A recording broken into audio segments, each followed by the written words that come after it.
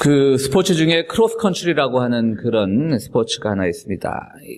본래 그 스키 경기에서는 막 활강을 하듯이 이렇게 멋있게 하는 스키가 아니고 그냥 스키를 타고 산을 넘고 들을 건너서 그냥 어그저그저 걷는 그런 동계올림픽 시즌이 되면 아마도 한두 번쯤은 그런 장면을 보았을 줄로 압니다. 근데 이게 이제 지상에도 크로스컨트리라고 하는 게임이 있다고 합니다. 그러니까 일종의 산악 달리기 같은 건데요.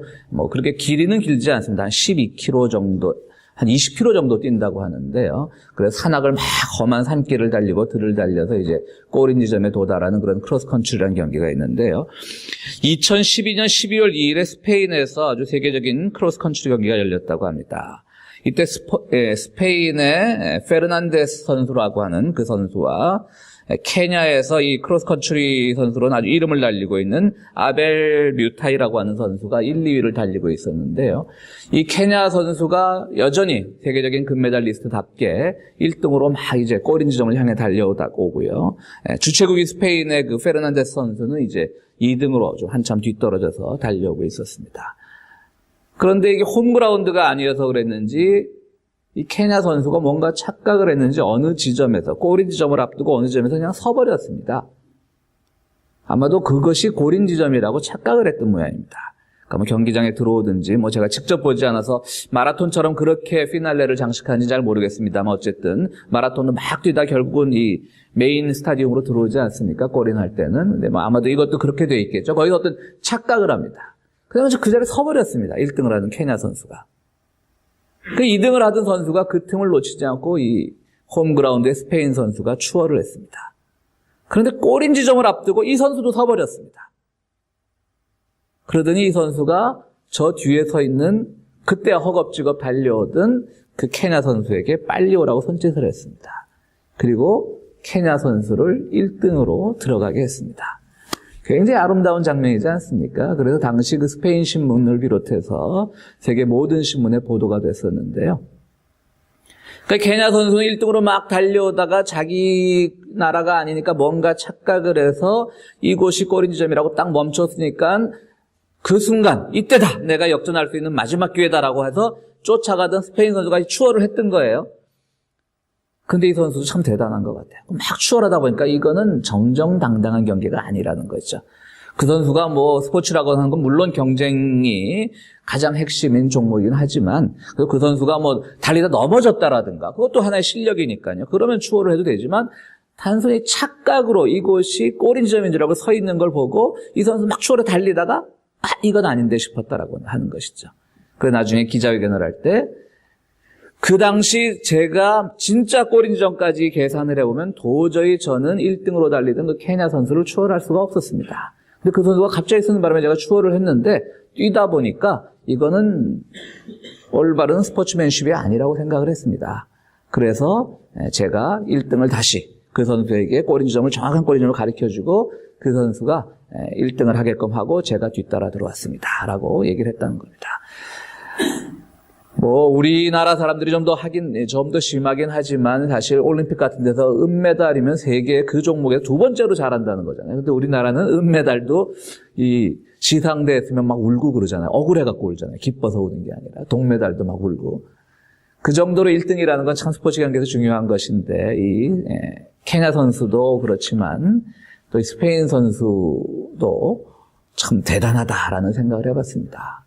그 극한의 경기를 하고 육신의 힘만 남아있을 때 정신력은 정말 바른 판단력은 사라질 수 있는 너무나 힘든 운동을 끝에 달려왔으니까 그 순간에도 정말 이것이 정당한 1등인가를 생각했던 그 선수는 어느 종교인 못지않게 우리들에게 큰 감동을 주고 있습니다. 어떻습니까? 여러분들 그렇게 하실 수 있을 것 같으세요? 여러분들 1년 동안 지난 1년 열심히 사셨습니다. 이제 이틀 남았습니다. 3일 남았습니다. 오늘까지. 어떻게 마감하시겠습니까? 물론 스포츠 경기뿐 아니라 우리의 인생이라는 것도 사실 경쟁입니다. 이 자본주의라고 하는 것 자체가 경쟁 아니겠습니까? 내가 남보다 조금 더 일해서 더 많이 벌고 그것 때문에 내가 남보다 좀 더 안락한 삶을 살 수 있다는 것, 그 자체로만 보면 결코 탓할 일은 아닙니다. 그러나 우리가 좀 더 신앙인의 양심을 가지고 그 구조를 좀 더 깊이 살펴볼 것 같으면 우리가 남보다 열심히 일했다라고 하는 것이 어찌 보면 출발점부터가 우리가 가지고 있는 것부터가 남들보다 10m 앞에서 100m 앞에서 먼저 출발한 경우도 있고요. 또 어떤 경우는 정말 뒤처져서 열심히 땀 흘려 노력을 했지만 그런 경쟁에서 이긴 그런 것들이 왜곡이 되어서 누구라도 경쟁에 뒤처지면 나도 이렇게 해서 경쟁에서 승리했는데 너는 왜 못하니라고 하는 그런 성공지상주의가 판치는 세상을 살고 있는데요. 어쩌면 지난 1년간 우리들의 삶도 그 모습을 가지고 있진 않았는지 저는 그런 생각을 해봅니다. 물론 저는 우리 평화의 교회 교인들 존경합니다. 우리 교인들 왜 존경하냐면 우리 교인들은 열심히 뛰는 그 성실함에서는 돋보이지만 그래가지고 물불 안 가리고 누구보다 더 잘 살려고 하고 막 이런 분들은 없잖아요. 그죠?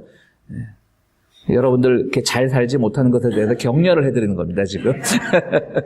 우리 막 큰 부자도 없고, 뭐, 어떻게 보면 목사도 좀 그렇죠. 내가 딴 교회보다 더 큰 교회를 해가지고 막 그냥 유명해 보여줬겠다는 마음도 별로 없고 하니까, 뭐, 목사나 교인이나 다 똑같습니다만은, 어쨌든, 우리가 지난 1년 동안 달려오면서, 그럼에도 불구하고 분명히 우리의 인생 속에 돌아보면, 내가 조금은 옳지 않은 방법으로 남보다 조금 더 앞서가려고 했던 것은 없었는지, 또 내 딴에는 선행을 베푼다라고 하였는데 내 딴에 누군가에게 좋은 배려를 한다고 하였는데 그것이 누구인가 상처가 된 일은 없는지 그것을 돌아보는 이 시간이 되었으면 좋겠습니다. 혹시라도 2013년 12월 30일이라고 하는 2014년의 마지막 꼬리 지점을 앞두고 막 달려가다가 한 번쯤은 돌아서서 정말 정당한 방법으로 열심히 뛰었는데 뭔가 자칫 작은 실수로 뭔가 자기 고향이 아니기 때문에 홈그라운드가 아니기 때문에 어색함을 느꼈던 나의 이웃은 없는지 그래서 그가 정말 칭찬을 받고 우승의 영광을 차지해야 되는데 그런 것들 때문에 주춤거리고 서 있는 내 이웃은 없는지 한 번쯤 돌아보는 뭐 사흘이라고 하면 짧은 시간이지만 또 우리가 돌아보기에는 충분한 시간인 것 같습니다. 한 번쯤은 뒤돌아보는 여러분들이 되었으면 좋겠습니다. 유명한 극작가인 오스카 와일드는 이런 말을 했습니다. 인생에는 두 가지 비극이 있다. 하나는 원하는 것을 얻지 못하는 것이고 다른 하나는 그것을 얻는 것이다. 매우 의미심장한 말입니다. 우리는 열심히 사는 이유는 뭔가 우리가 원하는 것을 얻기 때문에 얻고자 열심히 사는 겁니다. 그런데 내가 정말 이것을 얻기 위해서 열심히 노력하였는데 얻지 못하면 참 비극이라고 할 수 있겠죠. 그런데 오스카 와일드는 이 말을 또 한 번 비틉니다. 그런데 그것을 얻는 것도 비극일 수 있다고 하는 것이죠. 정말 내가 뭔가를 막 얻으려고 했는데 그것을 얻고 났을 때 오는 그런 허탈함 같은 것들, 그리고 그 내가 얻고자 그렇게 땀 흘리고 피 흘리고 눈물 흘리고 노력했던 것이 정말 내 인생에 도움이 되는 것들이었는가? 내가 이것만 가지고 뭐든지 다 될 줄 알아서 뒤도 안 돌아보고 뒤처진 사람 막 이기려고 하고 달려왔는데 이것을 얻었을 때 내 인생이 과연 행복했는가? 이런 질문을 누구든지 할 수 있기 때문에 오스카 와일드는 우리들에게 이런 말을 전하고 있는 것 같습니다. 그렇습니다. 여러분들 만약 지난 한 해 동안 여러분들이 뭔가를 얻고자 했는데 그것이 얻지 못한 것이 있다면 뭐 아쉬움과 슬픔이 있겠죠. 그러나 이 시간 우리는 하나님의 은혜를 생각을 하면서 과연 내가 얻고자 했던 것을 얻었을 때 내 인생이 얼만큼 행복했을까? 그것도 돌아보는 이 시간이 되기를 바랍니다. 누가복음 9장에서는 쟁기를 들고 밭을 가는 사람은 뒤를 돌아보지 않는다라고 했습니다. 앞만 보고 가는 겁니다. 우리 이 시간 이미 한 해가 다 지나갔습니다. 이제는 우리가 새로운 한 해를 준비하면서 또 뒤를 돌아본다는 의미보다는 우리가 미진했던 것들 그리고 정말 우리가 무엇을 위해 살아왔는지 한 번쯤은 생각해보는 시간이 되기를 바랍니다. 우리가 이렇게 잘 반성할 때 우리에게 좋은 미래도 보장이 된다라고 그렇게 생각을 합니다. 반성과 회개 없이 내년에 우리가 어떤 계획을 세우고 어떤 다짐을 한들 그것이 우리에게 좋은 열매와 결실을 주리라는 보장은 없기 때문입니다. 그런 점에서 여러분들 우리는 지난 한 해 무엇을 가지고 살았는지 어떻게 살았는지 너무나 앞만 보고 달린 것은 아닌지 뭔가 얻으려고 하는 그 욕심만을 가지고 사는 것은 아닌지 이 시간 주님의 말씀을 통해서 우리를 돌아보는 시간을 갖기를 원합니다. 사도 바울은 고린도 교회 편지를 보낸 첫 번째 편지에서 이렇게 얘기합니다. 고린도 교회 사람들, 당시 고린도라고 하는 것은 우리가 뭐 코린트죠. 미술 양식에도 코린트 양식이 있듯이 엄청나게 발전한 지역이었습니다. 지성인들도 많았고 예술계에 종사하는 사람들도 많았고요. 머리는 누구보다도 발전한 뛰어난 사람들이 모인 도시였고 그런 도시에서 모인 기독교인들 또한 얼마나 뛰어났겠습니까? 그런데 사도 바울은 그들에게 보낸 편지에서 이 3장에서 첫 번부터 그냥 아주 요즘 여러분들 그 젊은 분들은 아시겠지만 돌직구란 표현이 있습니다. 앞뒤 안 가리고 그냥 하고 싶은 말 해버리는 거죠. 어찌 보면 사도 바울도 돌직구를 던져버립니다. 당신들 그렇게 잘난 체 하는데 내가 보니까 하나님 믿는 그 신앙 영에 속한 사람들이 아니고 육신에 속한 사람들이다. 그냥 육신 따라 사는 사람들이다. 근데 육신 따라 사는 사람임에도 불구하고 그것도 어린애 수준인 거예요. 막 건장한 청년의 육신이 아니라 그 너희들에게 내가 딱딱한 것을 씹어서 먹어서 소화시킬 수 있는 그런 능력을 나는 당신들에게 발견하지 못했다. 그래서 나는 당신들에게 젖을 먹인다. 아직 애기처럼. 그게 듣는 사람들이 상당히 불쾌한 말이거든요. 이 고린도라고 하는 지역이 얼마나 뛰어난 지역인데 우리들에게 고작 한다는 말이 과연 이런 말인가? 특히 사도 바울이 문제를 삼았던 것은 뭐냐면요. 이 고린도 교회 안에 분파가 참 많았어요. 이 초대교회라고 해서 이 교인들이 많았던 거 아닙니다. 뭐 고린도 교회라고 그랬죠. 정확한 통계는 없지만 뭐 그 당시 다른 교회 수준 보면 많아봤자 한 200명 되는 겁니다. 그 당시에 아직도 기독교에 대한 탄압이 있을 때니까 많은 교인들이 있는 건 아니죠. 그 안에 파가 4파가 있는 거예요. 하나는 베드로를 따르는 베드로파. 주로 이분들은 이제 유대인들이 많이 되겠죠. 베드로가 아무래도 유대계 기독교인들을 대표하는 사람들이니까. 그 다음에 예수파. 교회는 사실 다 예수파가 돼야 되는데요. 그리스도파가 있었어요. 그 다음에 이제 바울이 워낙 뛰어난 학자니까 바울파가 있었어요. 그 다음에 오늘 나왔던 아볼로파가 있었어요. 아볼로파는 누구냐면 세례 요한을 따르던 추종자들입니다. 그러니까 우리는 복음서에서는 세례 요한이 요한복음에서도 나는 작아져야 될 뿐이고 그분은 흥해야 될 뿐이고 나는 그분의 신들매를 맬 자격도 없고 세례 요한이 이렇게 겸손하게 나왔지만 실제로 세례 요한이 따르던 그 종파의 파워도 굉장히 셌거든요. 그러니까 고린도 지역에도 세례 요한을 따르던 그러니까 이분들은 예수의 세례는 모르는 겁니다. 사도 바울의 가르친 세례는 모르고 세례 요한의 세례만 아는 겁니다. 근데 그 중에서도 가장 크게 부딪히던 파가 바로 이 바울파하고 아볼로파예요. 바꿔 말하면 둘 다 뭐냐면 지성인들이란 얘기예요. 베드로파는 조금 어떤 민족적인 정서에 기대는 게 있었어요. 그러니까 우리 유대인 그래도 예수님은 유대인을 위해서 온 것이겠지. 세계 구원이니 우리는 아직 이런 관심 없다. 뭐 이런 쪽이겠죠. 아무래도 좀 이렇게 뭐 지역적인 정서가 있는 사람들이었을 거고요. 그리스도파는 이제 사도 바울이 가르쳐줬던 오직 믿음 뭐 이런 걸로 이제 그리스도를 하나님과 같이 삼위일체로 보는 그런 파였지만요. 바울파와 아볼로파는 뭔가 지성적으로 연구하는 거예요. 바울이 가르치고자 했던 것이 무엇이었을까? 그리고 세례 요한이 가르치고자 하는 것이 무엇이었을까? 그러니까 두 파가 아주 예민하게 대립을 하는 거예요. 그러니까 얼마나 머리는 또 큰 사람들이었겠어요. 그런데 사도 바울은 이들을 향해서 자기를 따르는 바울파라고 해서 자기가 좋아하지 않아요, 결코. 왜 싸우느냐? 그것이 당신들이 육에 속한 증거라고 하는 것이죠. 그래서 사도 바울은 얘기합니다. 나는 심었고 아볼로는 물을 주었고 오직 자라게 하신 분은 하나님이십니다. 라고 이렇게 그것을 깨닫는 사람이 영에 속한 사람이라고 하는 것이죠. 근데 왜 그걸 깨닫지 못하냐라고 하는 것이죠. 그렇습니다. 우리가 지난 한 해를 돌아보면서 고린도 교회, 초대교회, 사도 바울의 직접적인 가르침을 받았던 그 교인들에게도 너희들은 영에 속한 사람이 아니라 육에 속한 사람이라고 말했는데 과연 오늘 우리는 과감하게 영에 속한 사람이라고 말할 수 있는지. 그러나 동시에 우리는 영에 속한 사람이 되어야 되는 겁니다. 사소한 차이 이런 것들 때문에 우리가 무슨 파니 이런 것을 하는 것이 아니고요.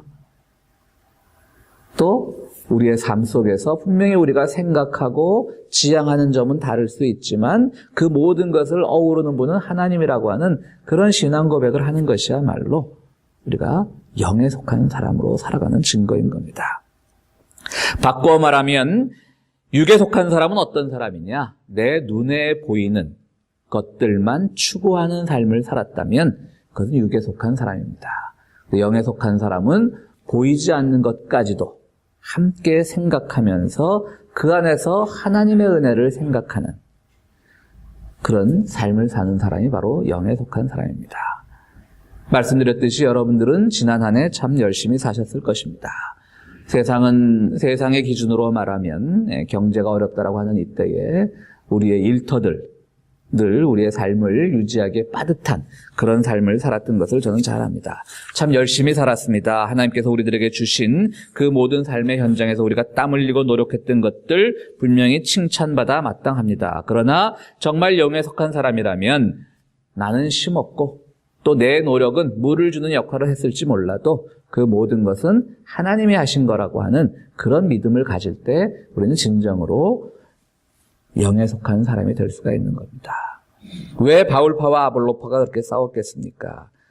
그들이 했던 것들이 다 가치 있는 일이었기 때문입니다. 여러분, 우리도 성경 공부하지 않습니까? 우리 교회인들만큼 무조건 믿습니다 이런 거 싫어하는 교인들 없잖아요. 그렇죠?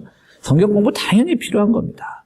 당연히 우리는 연구해야 되는 겁니다. 당연히 토론해야 되는 겁니다. 당연히 우리가 궁금한 것에 대해서 의심을 가져야 되는 겁니다. 그런데 그것에 머물러서는 안 된다라고 하는 것이죠. 바로 바울파와 아볼로파는 다 합당한 일을 한 거예요. 야, 세례 요한이 얼마나 훌륭한 일을 했느냐. 바울이 지금 얼마나 뛰어난 가르침을 주고 있느냐. 서로 토론하고 그것까지 다 좋았는데 그것이 왜 더 발전을 못하냐면 그것 자체로 모든 것을 다 인정을 해버린다는 것이죠. 그걸 결론으로 삼아버린다는 것이죠. 내가 이렇게 함께 얘기할 수 있는 것, 내가 함께 토론할 수 있는 것, 함께 고린도 교회를 위해서 기도할 수 있는 것, 그리고 고린도 교회 성장을 위해서 노력할 수 있는 것, 내가 물을 줬고 내가 심었지만 여기서 끝나는 것이 아니라 결국은 하나님께서 모든 것을 허락하셨기 때문에 가능한 것입니다라고 하는 겁니다. 그걸 인정하는 것이 영에 속한 사람이라고 사도 바울은 얘기를 하고 있는 거예요. 그러니까 지난 한 해 삶을 돌이켜보시면서 내가 육에 속해 살았던가 영에 속해 살았던가를 한번 검토해 보시면요. 내 눈에 보였던 건 내 노력만 강조되고 내가 당했던 어떤 안타까움들, 어려움들, 당했던 고통만이 기억이 난다면 그것은 아마도 육에 속한 사람일 것입니다. 그러나 때로는 우리 삶 속에서 심지어는 약초라고 하는 것들도 잘못 먹으면 독이 될 수 있는 것들도 약초로 쓰이는 경우가 종종 있듯이요. 지난 한 해 우리 삶 속에서 독서와 같은 요인이 있었다 할지라도 고통과 같은 요인이 있었다 할지라도 괴로움의 요인이 있었다 할지라도 그리스도의 십자가를 통해서 우리가 곰곰이 생각해보면 그런 여러분들이 약이 될 수 있었더라고 하는 것이죠. 그리고 그 전체에서 하나님의 은혜를 발견하는 것.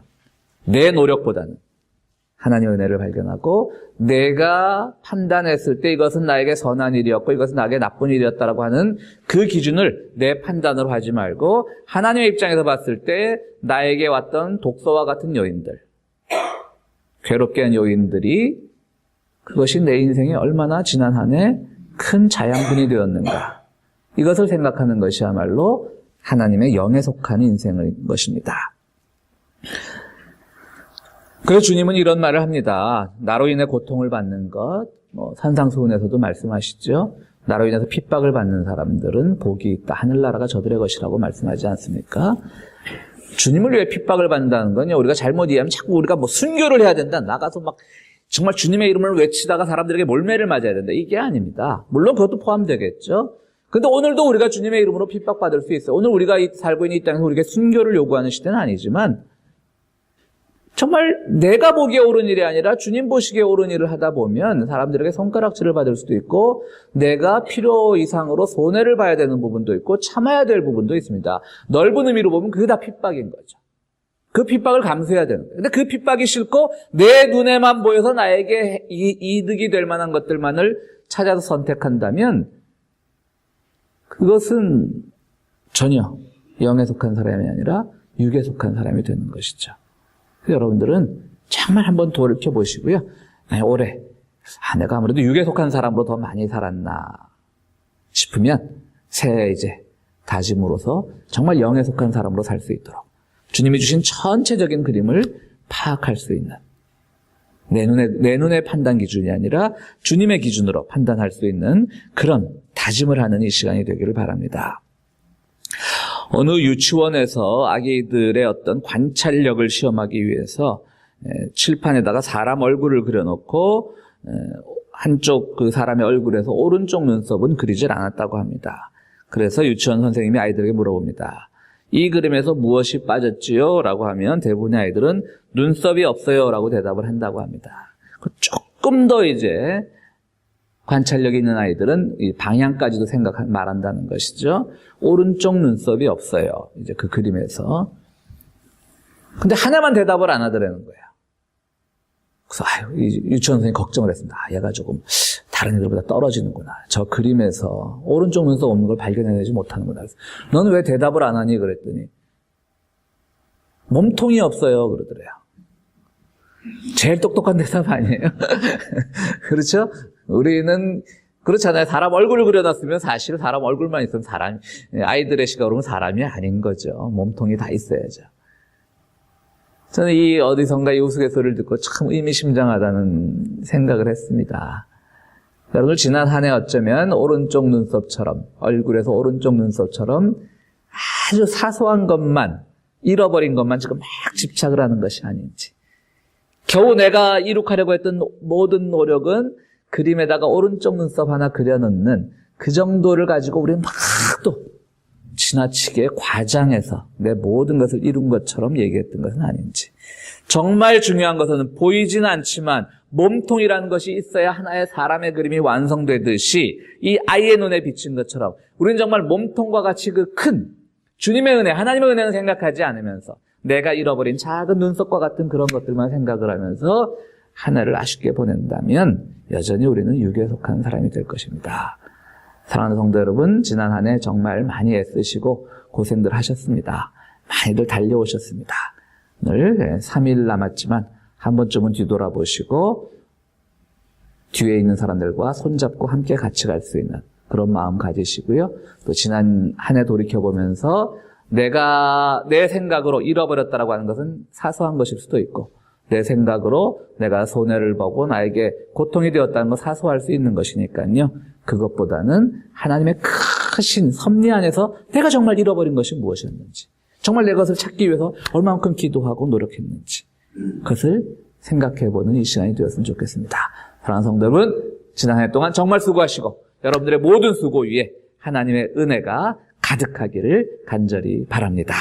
우리 함께 기도하시겠습니다. 이 시간 기도할 때 지난 한 해 베풀어 주신 하나님의 은혜를 더욱더 감사하면서 또 우리 이웃을 돌아보는 마음을 갖고자 함께 기도하는 시간 갖도록 하겠습니다.